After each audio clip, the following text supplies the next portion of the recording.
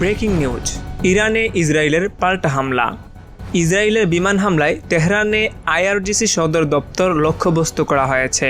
তেহরানে গোয়েন্দা মন্ত্রণালয়ের ভবনে ইসরায়েলের বিমান হামলার খবর পাওয়া গিয়েছে।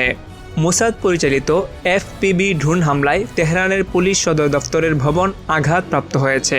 ইরানের অনুরোধে ইরাকি সেনাবাহিনী ময়সান অঞ্চলে পেন্টোসির ক্ষেপণাস্ত্র প্রতিরক্ষা ব্যবস্থা স্থাপন করেছে। এই পদক্ষেপ এলাকার নিরাপত্তা বাড়াতে এবং আকাশসীমা রক্ষা করতে নেওয়া হয়েছে। ইসরায়েলি হামলায় তেহরানে ইরানের গোয়েন্দা মন্ত্রণালয়ের ভবন ব্যাপক ক্ষতিগ্রস্ত হয়েছে। ইরান ইসরায়েলের দিকে ব্যালিস্টিক ক্ষেপণাস্ত্র নিক্ষেপ শুরু করেছে। ইরান থেকে ইসরায়েলের লক্ষ্যস্থলগুলোর দিকে 50টি ব্যালিস্টিক ক্ষেপণাস্ত্র ছোড়া হয়েছে।